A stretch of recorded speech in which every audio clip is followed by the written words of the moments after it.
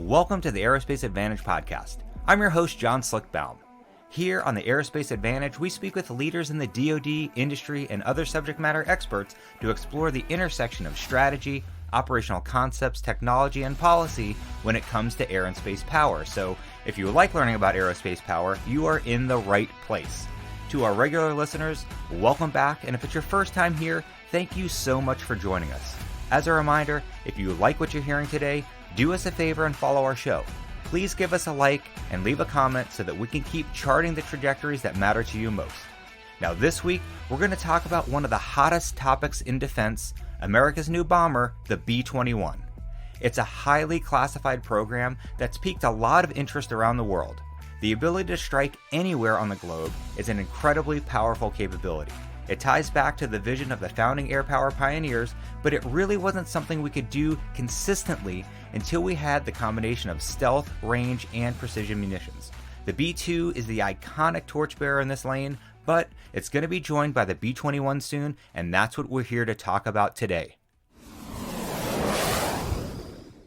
So today I have Mark Gonzo Gunzinger and Chris Jekyll-Bruner with me for this episode. Both are longtime bomber experts.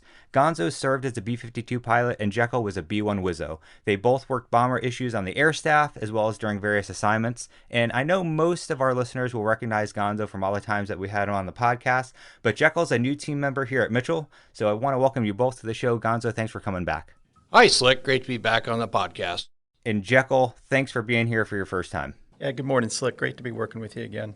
Awesome. Likewise. And we'll get a chance to catch up pretty soon. So, Gonzo, I want to start with you, and I'm just going to ask you this basic question. Why do bombers matter these days? Yeah, so the fact is the Air Force provides the nation's only real long-range strike forces. Its B-1, B-52, and B-2 bombers literally have global reach with air refueling, can attack dozens of targets in a single sortie, and, they really expand options that our theater commanders have to deter or respond to threats. So beyond those bumper sticker words, let me ground the value proposition for a robust bomber force in our national defense strategy. Now, one of the strategy's primary requirements for sizing our military is to ensure that our theater commanders have the capabilities and the forces they need to defeat a peer adversary's fait accompli campaign. And that could include scenarios like a Chinese assault of Taiwan or a Russian invasion of the Baltic states. So what are the CONOPS for doing that? Now, unlike discretionary wars of the past against lesser threats like Iraq, we no longer have the luxury of taking months to assemble an iron mountain of forces in a theater before kicking off a counteroffensive. And multiple war games have shown that China, in particular, may be able to achieve its campaign objectives against Taiwan in less than 2 weeks or even sooner if unopposed by an Allied intervention. So, what is there in our military's force mix that can respond on day one of a crisis to blunt and then halt a Chinese or Russian assault like the kind I described? What forces we have in our military can go on the offensive when ours, and take the fight to an enemy without waiting weeks or some cases even months to deploy to a theater engaged in a fight like a lot of our forces do? The answer is air power, especially long-range strike bombers that can respond from inside and outside the theater, including from the United States, to begin striking hundreds of targets every day with great precision. And let's not forget that China, Russia, North Korea, and quite possibly Iran in the future are nuclear powers. We cannot abandon our nuclear deterrence posture in the middle of a fight with China or Russia, and that requires bombers, tankers, and other Air Force capabilities that are part of the triad. Bomber requirements for nuclear deterrence are additive to what we would deploy to a fight with China. So to sum all that up, the operational demand for American bomber force has never been greater, and the consequences of failing to maintain a robust bomber force could frankly be existential. Yeah, well, I mean, obviously I couldn't agree more, Gonzo, and that's obviously why you're one of the the leading bomber experts in the world. And, another one that we get to work with, Jekyll. Again, just a quick intro that we worked together in the mighty A5 RC in the mezzanine level by the Purple Water Fountain in the Pentagon. So really fired up to work with you, Jekyll. And first question for you here is for you to give us a report card on the health of America's bomber inventory. I know you've been looking at this for a long time.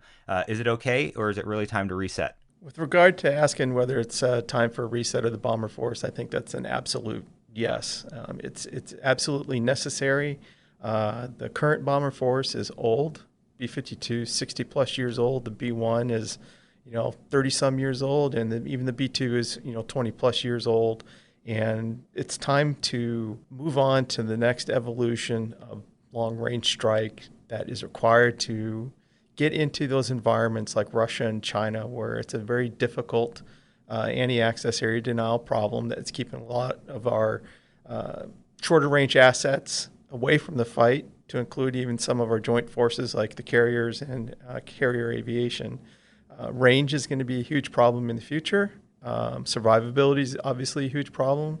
The B-21 is designed to combat those two things, starting with the survivability, being able to penetrate, persist, and go after those hard targets that need to be taken out to enable some of the other joint force to operate. The B-52 and B-1 simply can't do that. They're too old. They're not survivable. Doesn't mean that they're not useful. They'll be great standoff shooters for some of those scenarios where a target can take a JASSM-ER or whatever comes next, in the case of the B-52 hypersonics. Case of the B-1, great LRASM shooter. They've been training to do that a long time. And the B-2 is still a relevant platform for quite a few more years, until at least the mid-2030s, to be able to go in and penetrate to a certain extent, depending on what theater you're in. In a RAN scenario, it's obviously very useful. And it carries some niche type weapons like MOP that is required for targets, not just in that country, but other countries around the world, possibly North Korea. So it's not that the bombers today are irrelevant and just need to go away. It's just that the threat has evolved, our adversaries have evolved, and we need to move on to the next level of technology to be able to hold targets at risk, to achieve, the U.S. aims in any type of conflict. And the B-21 is the answer on that.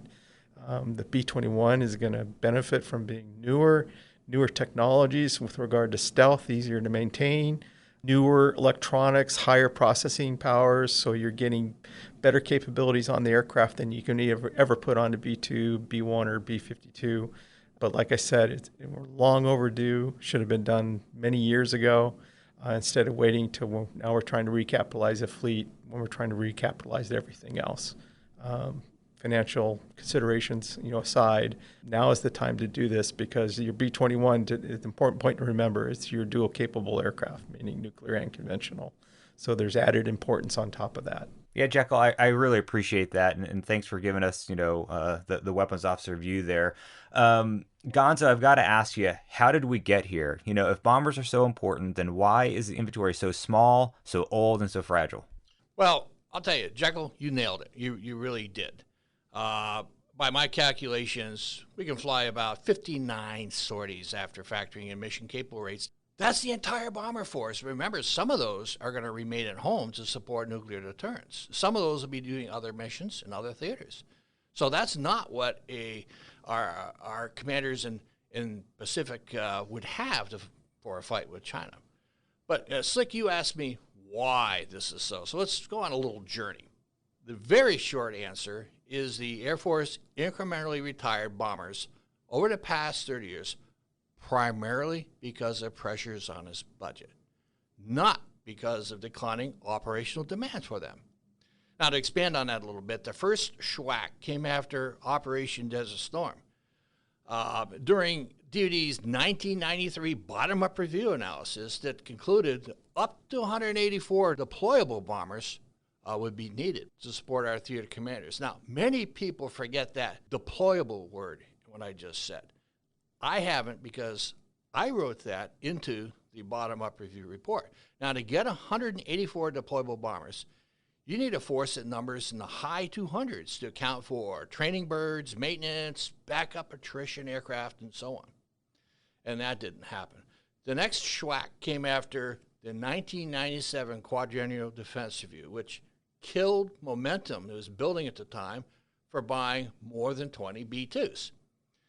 And the decision not to do that came out of the 1997 Deep Attack Weapons Mix study, which I helped lead along with a then Colonel Hoss Cartwright, who went on to get 4 stars. So the assumptions behind the warfighting scenarios we studied in 97 were simply not favorable for stealth bombers.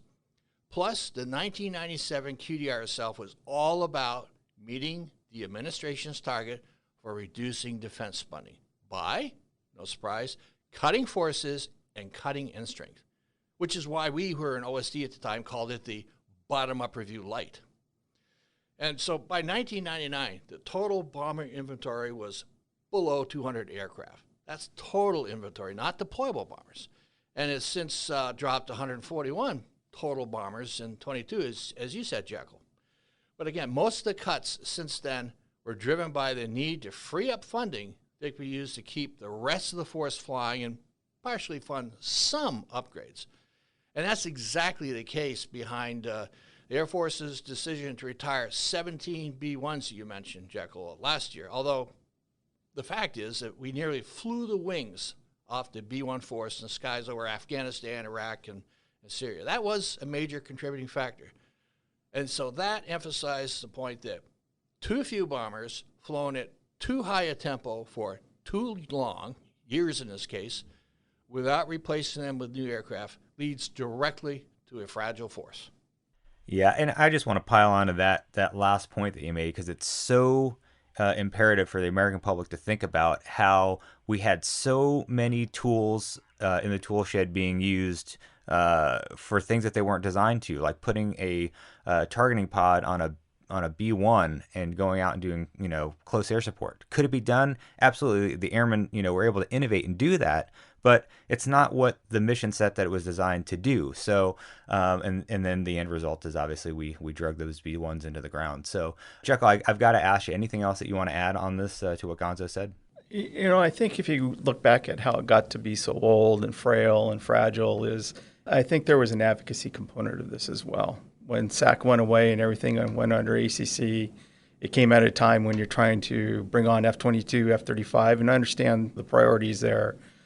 But I think there's also a lot of underestimating what the future was going to be. Hey, the bomber force structure we have now is good for now, and lacked a little bit of that forethought into how the global environment's going to change. And really, the advocacy really started coming from Congress, meaning Duncan Hunter seeing this looming gap and kind of China coming out, and then got a little bit pushed more by OSD, by the QDR. And I think that's where the real advocacy came, and General Moseley coming on and seeing what was happening and starting to make a push for recapitalizing the bomber force. But it's going to get old if you don't do anything for it, and if you don't have an advocate standing behind there trying to push for funding for different types of programs, not just sustainment, but modernization as well, because the bombers need to evolve over time. And the targeting pod on the B-1 is a great example. That totally revolutionized how we use that airplane. And I think it became a great capability for the joint force as we're prosecuting targets in, Afghanistan. Yeah, Jekyll, you scored another shack, if I could use that term. I remember when I was in the Air Staff in the 1990s, the theory of the case, according to the chief at the time, was, we're going to recapitalize the mobility force. Then we'll do the fighters, and then we'll do the bombers. Well, we recapitalized the mobility force, but they ran out of money and didn't do the fighter force, and then didn't buy new bombers at the same time. And, of course, they drizzled money towards ISR all along. So now we're faced with a situation where damn near everything needs to be modernized and upgraded, simply because they ran out of money. And the Air Force, I agree with you, was not the strongest advocate for more budget to be able to do and execute their plan. Now, isn't it true, though, that we were supposed to have a new bomber already fielded by now? There was a program called the Next Gen Bomber or something like that, right? So what happened there? I was part of that back in then XORC, back in 2003. And, us 3 bomber guys were told to put together a long-range strike summit. And the summit was hosted by General Moseley, who, like I said earlier, was a good advocate for long-range strike and, a new bomber. he got a little bit push from some folks in OSD to do this as well. But the problem with this program is it quickly grew in cost and complexity. A lot of it due to requirements creep. You hear people talk about that there was an air-to-air capability put on it. So this was a platform that was trying to do everything itself. And that just, when you start relying on invention on schedule and a lot of different things to happen, I guess the B2 guys used to call, they were hoping for a miracle a day to get everything going because it was such a revolutionary technology and what they're doing with it. And the same thing kind of panned out. And it got to where it was so expensive. And it was also a SAP program that wasn't shared with too many people, so there wasn't a lot of people behind it. And I think Secretary Gates saw that, and he had trouble, as you've probably heard him say, understanding the need and requirement of technology. And so it kind of led to its cancellation. And then it was supposed to be fielded in 2018, and Gates canceled it in 2009. So that's what's led to the B-21 now, is he directed a study to be undertaken to determine that need, technology, and requirements. And finally, we ended up with the B-21. But the next-gen bomber really succumbed to its own cost and under the weight of what everybody was trying to make it do. Jekyll, again, you're smack on target. So let me start by saying I had just left OSD at the time the next-gen bomber was killed. Is a DASD responsible for day-to-day oversight of our military's conventional capabilities, including the bomber force. So, unlike many people, I never believed that Secretary Gates opposed the need for a long-range penetrating bomber. Now, the Office of Management and Budget certainly did, and they actually put out a statement shortly after the NGB was canceled that said, almost a direct quote, a new bomber wasn't needed, and the Air Force could continue to meet the nation's long-range strike requirements by sustaining and modernizing its current force. Same old story that we've heard for decades. Of course, their real intent was to reduce defense spending, not avoid risks by creating a bomber force that is now too fragile.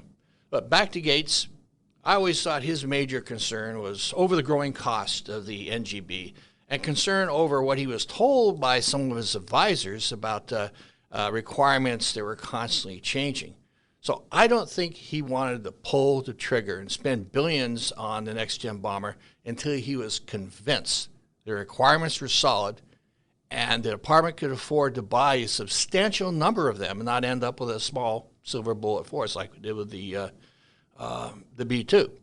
So that did lead to a study on the need for a new bomber, whether it should be penetrating or standoff, manned, unmanned, et cetera, et cetera. And it was co-led by OSD Policy, OSD AT&L at the time, PNE, which is now known as CAPE, the Air Force, and the Joint Staff. And that study took a look at every capability attribute of the NGB and other capabilities that might be required in the way of a new bomber. Gotcha. So, all right, next-gen bomber is killed, but the B-52 and B-1 are not getting any younger, and the B-2 is still getting is really an undersized inventory. So what happened next? All right, so I just touched briefly on that joint study group, and it ended up being called a Tiger Team effort. And their assessment focused on need and requirements for a new family of systems for long-range strike, which could include a new penetrating bomber. It was not about resurrecting the next-gen bomber. I think in all my years in the Pentagon, I've never experienced such a comprehensive, multidiscipline, multi-mission assessment of a particular set of capabilities. There might have been some, but none that I participated, including DoD's QDRs. The Tiger Team looked at various non-stealthy platforms and weapons for long-range strike, penetrating stealthy bombers, the weapons they could carry, associated capabilities like electromagnetic warfare systems, the potential for unmanned aircraft to execute long-range strikes and contest and so on. And they didn't stop with existing and potential future Air Force capabilities. It also looked at what the Navy and other services, to an extent, could provide in the way of long-range strike. And I'm really describing what became several years of work that with multiple layers and levels of review all the way to the SecDef. I remember spending many hours briefing Air Force leadership along with the Air Force's Tiger Team lead in this effort, Major General Charlie Lyon. So as the months went by, though, in this study, it became increasingly apparent that the most combat and cost-effective solution was a new penetrating bomber that could also be optionally manned. And by that, I mean it could be designed to operate at some point in the future without a crew if required. And as most of our listeners probably know, a new penetrating long-range strike bomber program, is now called the B-21 Raider, is exactly what Secretary Gates finally approved. And I remember when one senior official reported that Gates asked why anyone would want anything but a penetrating bomber for our nation's long-range strike portfolio at the final decision meeting.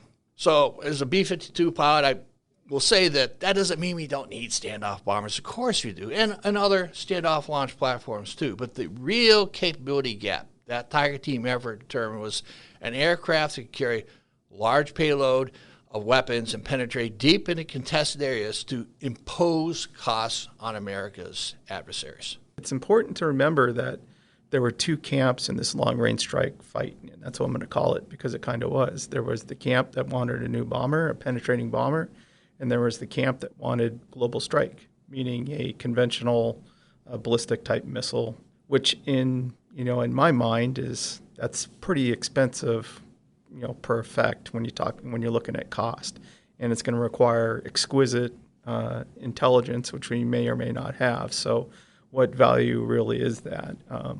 The thing with the bomber and what that gives you, having it be survivable and the ability to penetrate and persist to a point, and that ability to penetrate and persist, depends on theaters and how long you can hang around in different air defense systems and all that. So, but what that brings you is it brings you the capability to go find mobile targets. And when you pair it up with the family of systems, which it ended up being, and which you're going to see with, Secretary Kendall's operational imperative with the manned-unmanned teaming, I think collaboration is a better word in the end. But you're going to see the B-21 out there looking for the targets that are extremely hard to find and extremely hard to prosecute. And they are the targets that really need to go away to enable a lot of other things to happen. The F-21s, that surface-to-ship capability that the Chinese have that are holding carriers back. So to be able to bring things further forward, the B-21 is going to be that platform along with family systems that's going to enable the combatant commander to do that. The other reason why, going back to why you need a large inventory of B-21s is capacity isn't just as important as capability, especially when it comes to the terms of dictating the tempo of an operation or a conflict and being able to create multiple dilemmas. And I'll guarantee you a B-21 LEO platform with LO cruise missiles or direct attack munitions is going to create more dilemmas than a standoff capability that, like I said, is going to require exquisite intelligence to be able to get it to work to where you need to work or get the effect that you need to get. And you need to be able to dictate terms to the adversary instead of being dictated to. And I think the B-21 is going to help you out with that. Yeah, no, it's a great point there, Jekyll. But one thing that I want to know is that, the requirement is issued, and then there's a competition, which is still largely secret even today. But who are the players, and when did they down select to a winner? So the initial players were Northrop, Boeing, and Lockheed, kind of the big three that's out there. Boeing and Lockheed decided to team at a point. So you had Northrop, maker of the B-2 against Boeing and Lockheed. Obviously lots of experience there as well, especially Lockheed and their LO experience. The way I understand it, the basic requirements were set in 2010, summer 2010. Secretary Gates gave him the nod, and then he gave him the go-ahead in December of 2010, and the final requirements document was signed in February of 2011. The RCO, which picked up the program, which is really one of the things that is making this program successful, mainly because the decision makers are down to three people. Basically, AQ, the chief, and SecAF is how it kind of works out. So it's small and allows you to be more agile and move faster. So RCO sent out some tech development contracts in November 2011. Then you had an RFP in July 2014, and then the final down select was in October 2015. And we all know who won in the end, it's the B-21 with Northrop Grumman. Got it. Now, Gonzo, we all know the B-21 is obviously highly classified, but can you talk to us about the macro factors that were driving the requirements? I know you've written about this before. Sure. Let me just list a number of them that have been released and discussed in public by the Air Force and DoD. First, it's got to be hardened against nuclear weapons effects and designed with the appropriate wiring and nuclear safety and security components if it's to be nuclear capable, because those capabilities cannot be reverse engineered into a bomber or any other modern combat aircraft for that matter. Long ranges, large payload capacity certainly, plus payloads should be carried internally to maintain the aircraft's stealth signature. And speaking of stealth, a penetrating bomber must have an outer mode line, special coatings, and other design features that reduce energy that can be reflected back to an enemy's search and track radars so it can avoid detection. And to further reduce that probability of detection, the B-21 should be designed in a way that suppresses its signature in the infrared band, which is part of the reason why the B-2 has its engine exhaust positioned on top and inboard of its trailing edges. So the Air Force has talked about the B-21's modularity and how it's been designed to accept future upgrades as new technologies mature, and that can reduce the cost and time needed to do those upgrades. And to further reduce this unit cost, which is pretty important if the Air Force is to buy a large number of them, the program intentionally took advantage of mature technologies and probably even components from other programs. So as I've said in the past, I think of the B-21 more as a matter of integration than it is an invention, which the B-2 was when it was first developed. So all that reduces technical risks, development costs, and reduced development times.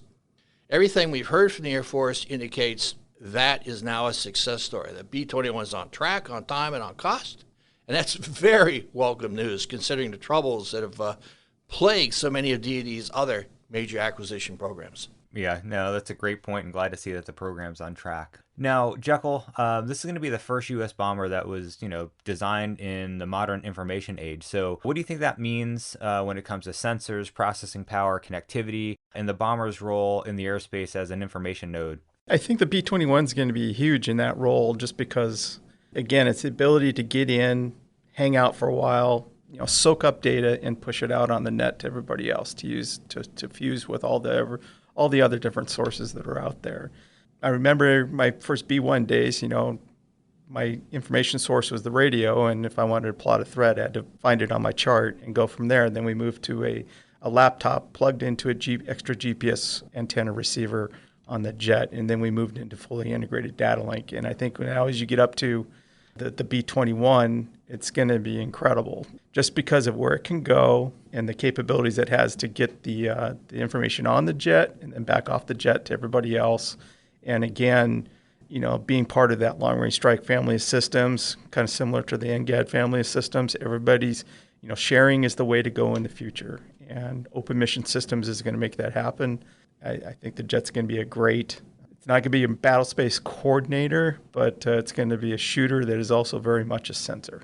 No, Jekyll, that's all a great point, I think, for everyone to realize, for all of the bombers, even including the B-2, they were all designed when a telephone was a box that was literally screwed to the wall. And now, obviously, we know with the invention of the smartphone that we've got global connectivity in our pocket. So I think, obviously, that's what the B-21 is going to be bringing to the fight.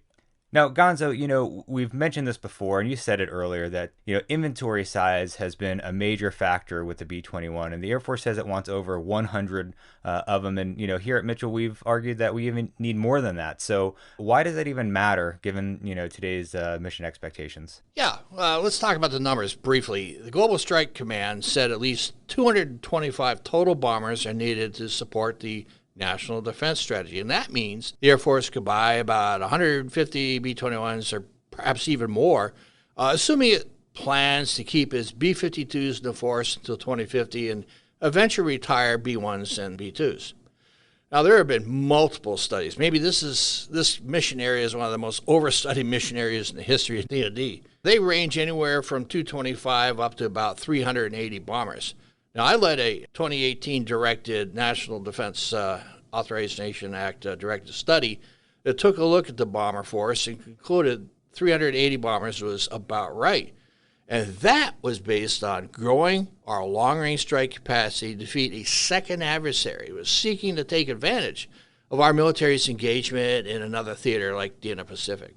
And that's totally reasonable given China's aggressive posturing in the Indo-Pacific, Russia's invasion of Ukraine, and so on. So why have these studies come to the conclusion a larger bomber force is needed? Well, one reason obviously is the large payloads of bombers are going to be absolutely critical to defeating a Chinese fait accompli, as I mentioned earlier. Another is the larger bomber force would increase our military's capacity to persist in the battle space and strike mobile or relocatable targets such as mechanized vehicles, missile tells, SAM launchers, and so on.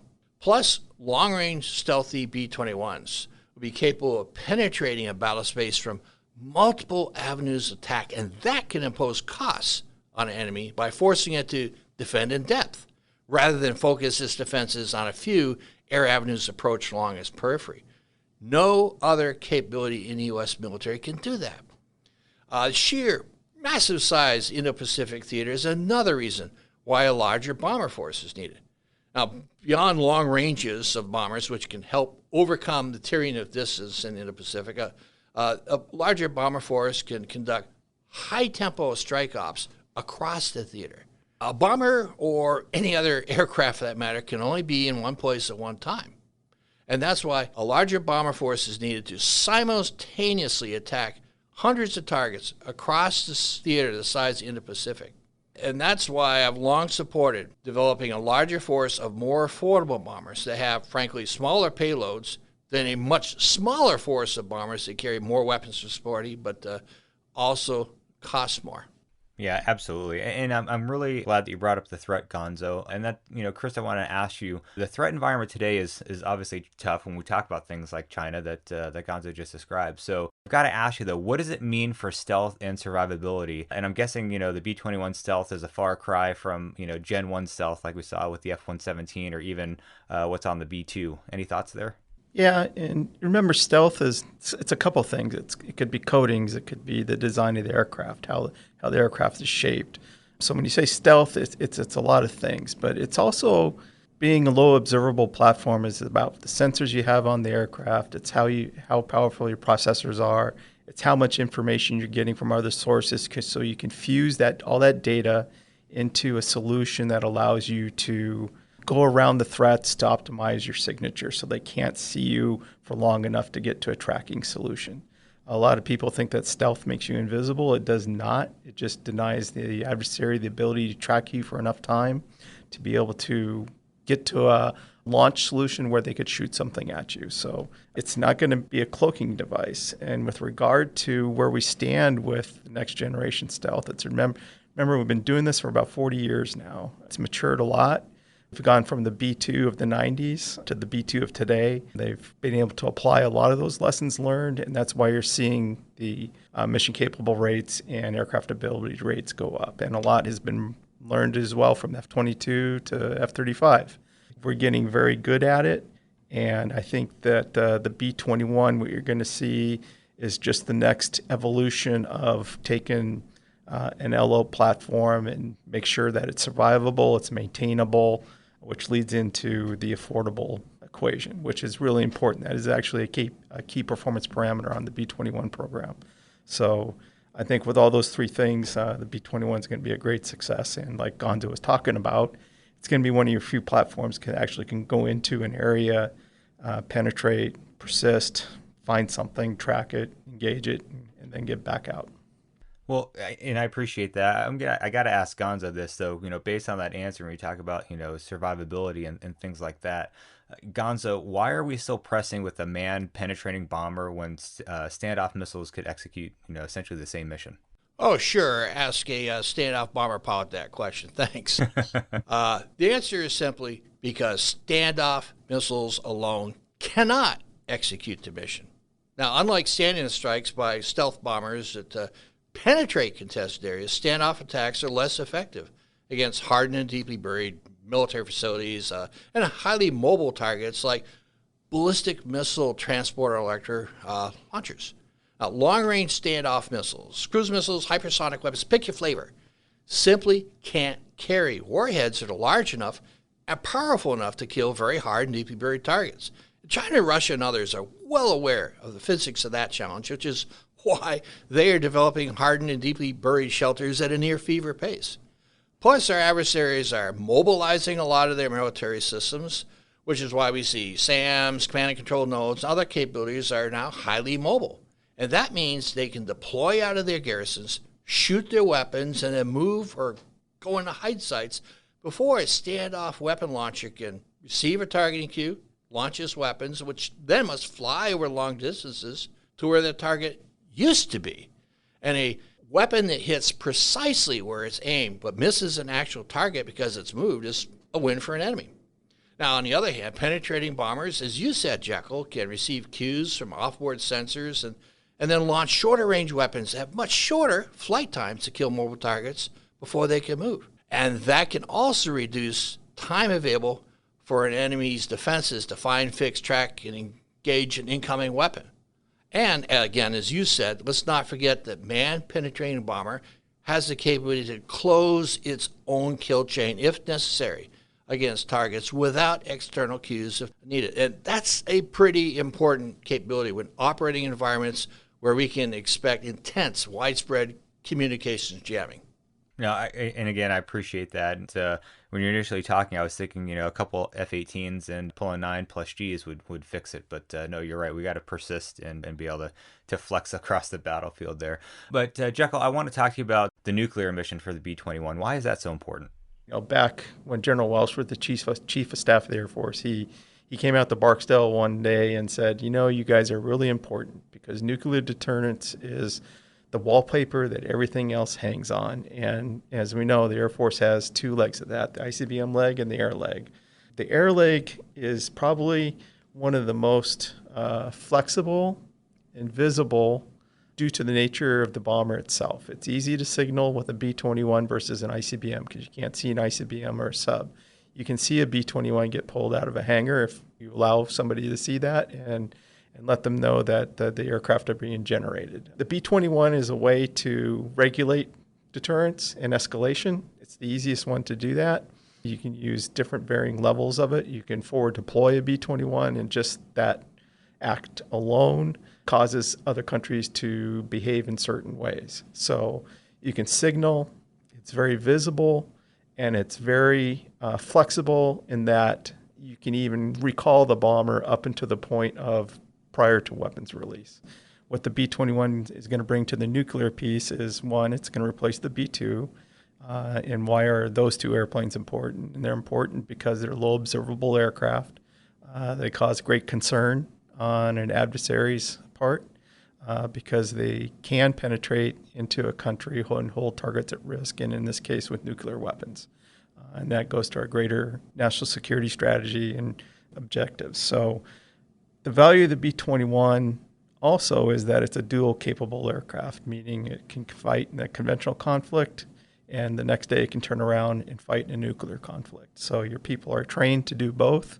You don't have to have separate sets, which is very cost effective and very efficient, and it's a great value. But the main value from the B-21 and the nuclear program comes from the fact that I can use it for multiple things, not just a nuclear mission like an ICBM or a Columbia-class submarine, not to point fingers at the Navy, but very expensive programs. And the B-21 is out there doing quite a few things on quite a very wide spectrum of conflict for the United States. And for that reason, if you think of that in that terms, the missions it's going to accomplish and how many different things it can do, it's a very affordable tool for our senior decision makers in the country to be able to exert, influence and force when they need to. All right, well, Jekyll, you mentioned something. I want to ask Gonzo about conventional munitions for the B-21. And Gonzo, I know you've written about a new class of munitions that the B-21 would be able to employ. Can you talk about that for us? Yeah, let's think of the B-21, B-2, and for that matter, the F-35. Their stealthy capabilities allow them to penetrate contested areas and launch weapons closer to targets. And aircraft like my non-stealth B-52 and Jekyll, your B-1. So that means stealth aircraft like B-21s can use weapons that are smaller because they don't necessarily require large engines and a lot of fuel to fly long distances after launch. Smaller weapons means that penetrating aircraft can carry more of them per sortie. And that means more targets per sortie. And targets per sortie is critical in a campaign against China where U.S. forces might strike thousands of targets in hundreds of hours. And finally, those smaller weapons on average cost a lot less than very long-range standoff weapons. Now, some of those standoff weapons, like air-launched hypersonic boost glide missiles now in development, will cost millions of dollars each. And just to drive home the point, the Army's ground-launch long-range hypersonic weapon, which also carries a hypersonic glide vehicle, is estimated to cost $40 to $50 million each. You can't fight a campaign with weapons like that. So Metro released a study recently to assess how the Air Force could maximize its capacity to strike targets in contested areas and over long ranges. We named it affordable mass, which wasn't a coincidence. And we concluded it's a sweet spot that balances the size, range, warhead size, and cost of munitions that can be delivered by stealthy aircraft, including the B-21. And those weapons would have a range somewhere between 40 to 250 nautical miles after launch and cost maybe $200,000 or less. So the Air Force can afford to buy the many thousands of PGMs that would be needed in a fight with China or with Russia, for that matter. Now, one thing I have to ask, I mean, we've talked about capability, capacity, survivability, networking, but the reality is that we have an aging bomber force that is way too small today. So what does it mean for the production ramp requirements? Jekyll, what are your thoughts on that? Yeah, I think with regard to B-21 production ramp requirements, I mean, that's obviously a closely held secret that I'm not privy to, but maybe there's a couple of analogies that can show you the danger of not buying as fast as you need to get the iron on the ramp as soon as you can. The first one is the obvious one, the B-2. You're supposed to buy 132 of those aircraft and ended up with 20 or 21, depending on how you count it there. That does two things. It increases the cost of the aircraft because you don't have a large enough fleet to spread cost over. So it makes it incredibly hard to modernize and sustain, driving up bills. And that's how you get a $2 billion airplane. I think one of the other good examples out there is the F-35. The Air Force has been very vocal, and we need to replace our fighter fleet at 72 per year, and we're not doing that. And same thing is happening. You're going to drive up sustainment costs over the long run because you're not buying the fleet size that you intended. And you're also probably making some compromises, such as the F-15EX, to make up for that, and you're buying a less capable platform when you need to move on to the fifth-gen type capability. So my greatest fear with the B-21 is we end up in a B-2 scenario where we say we're going to buy 100, and my opinion, we probably need 150 to 225 of these to completely replace the B-1s and B-2s, just from a capacity perspective that accounts for things such as attrition, which will probably be real in a A2AD fight. We just have to get over that fact. We've been, living in a coin world for too long where things aren't being shot down or air bases aren't being attacked. I think you need to factor in the attrition, and I think you need to put up as many guardrails, roadblocks, however you want to look at it, on making sure that the aircraft maintains its cost, schedule, performance goals to keep it affordable, which is a key performance parameter for the B-21, and making sure that you are able to get the 100 minimum on the ramp when we say we can get them on the ramp, and then look at buying even more faster if we can because of the need. There is a definite need for a long-range aircraft, and that's not going to go away. Yeah, I could not agree more. But gentlemen, we are getting tight on time, so I want to get any parting shots. We'll go Gonzo, then Jekyll. Great. Let me just recap, if you will, why I think the B-21 is essential. I'm just going to throw out some buzzwords. Larger payloads, survivability so it can penetrate not just contested, but highly contested operational environments, long ranges, information fusion in the cockpit, designed as a family of systems from the get-go, including potentially ability to operate with multiple unmanned combat aircraft. Now, Low cost, so we can buy a large number of them. Huge factor, modularity, ability to easily upgrade in the future. Okay, all those buzzwords. It's exactly what DoD said it needs in its future weapon systems. It's exactly what our combatant commanders say they need in the fight. I think that if I was king for the day, meaning I was the chief or the secretary or Secretary Austin, I would make sure that I put continued importance and keep the B-21 as a priority program that needs to be funded. I know that the DoD as a whole is trying to do a whole lot of things, recapitalizing the nuke subs, recapitalizing ICBM, fighter force with NGAD, moving on to some of the man-to-man teaming concepts. But I really think the B-21 is a key enabler to these A2AD high-end fights that we think we could potentially have to go fight and win in the future. The B-21 is your asset that's going to give the policymaker the option to, in a conventional scenario, go after some very high-priority targets that are very dear to an adversary's leadership or war effort. And they're very high-priority targets that are keeping some of our forces at bay that we need to bring further forward so that you get more firepower and start creating more and more dilemmas for that adversary to have to deal with. And like I said, the B-21 is absolutely key to that. It's key in the conventional scenario where it's going to penetrate, persist because it's survivable, and find those high-value mobile targets that need to be taken out. Amongst other different types of targets. It's very valuable in that nuclear scenario. I think in the nuclear scenario that the B-21 gives the policymaker those options that we talked about. It's very visible. It's a very agile tool that you can use to move around the world, signal intent, resolve of this country to follow through on achieving its objectives. And I think that's overall, the key to air power is flexibility, right? And the B-21 is kind of the epitome of flexibility. And I think it's absolutely vital to the country. Awesome. Well, gentlemen, I can't say thanks enough for having you both here today. I know this is not the last time we're going to talk about bomber issues, munitions, the future of the Air Force, and really appreciate both of your opinions. So Gonzo and Jekyll, thanks so much for being here. You bet. Thanks, Jekyll. Any day you can talk about bombers is a good day. All right, good talking to you, Slick.